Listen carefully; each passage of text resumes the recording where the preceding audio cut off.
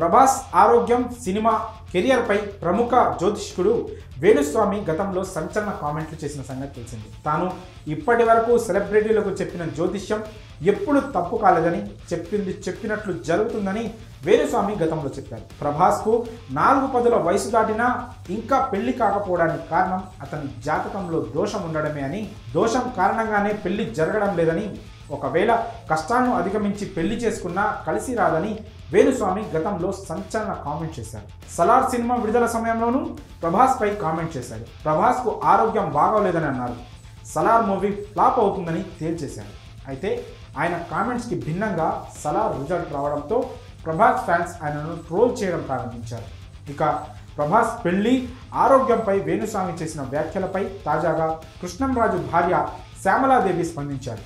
ఓ ఇంటర్వ్యూలో ఆమె ఈ వ్యాఖ్యలు చేశారు. సోషల్ మీడియాలో కింద రాసేది ఒకటి, చూపించేది మరొకటి అని, దానివల్ల వాళ్ళకు ఉపయోగం ఉంటుందో లేదో కూడా తనకు తెలియదని, కానీ ఎవరైనా సంతోషంగా ఉంటే తమకు కూడా సంతోషంగా ఉంటుందని అన్నారు.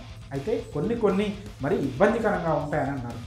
ఎవరేమనుకున్నా కూడా వాళ్ళకు కూడా మా ఫ్యామిలీ గురించి తెలుసు, వాళ్ళందరూ రెస్పెక్ట్గానే ఉంటారు, రెస్పెక్ట్ ఇస్తారు.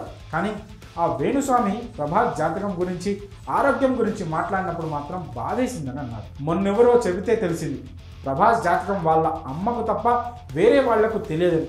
అలాంటప్పుడు ఆ వేణుస్వామికి ఎలా తెలిసిందని ఆమె ప్రశ్నించారు. అయినా పుకార్లు కదా, బాధపడతారు కదా మేడం, మీరే అడగండి అని కొందరు అంటారు. కానీ నేనెందుకు అడగడం అని ఊరుకుంటా అని, పుకార్లని చెప్తున్నప్పుడు ఏం కాదు ఊరుకోండి అంటారని ఆమె అన్నారు. మీరెవరూ పట్టించుకోకండి కూడా అంటారని, మీరెవరిని ఏమి అనే అలవాటు తమ కుటుంబానికి లేదని, కృష్ణంరాజు గారు అజాత శత్రువు అని అన్నారు. ఆయనను అనేవాళ్ళు ప్రపంచంలో లేరని, కానీ 100లో 1% అనేవారు ఉండేవారని, అయితే ఆయన వాటిని పెద్దగా పట్టించుకునేవారు కాదని అన్నారు. మరి శ్యామలాదేవి వేణుస్వామిపై స్పందించిన తీరుపై మీ అభిప్రాయాన్ని కామెంట్స్ రూపంలో తెలియజేయండి.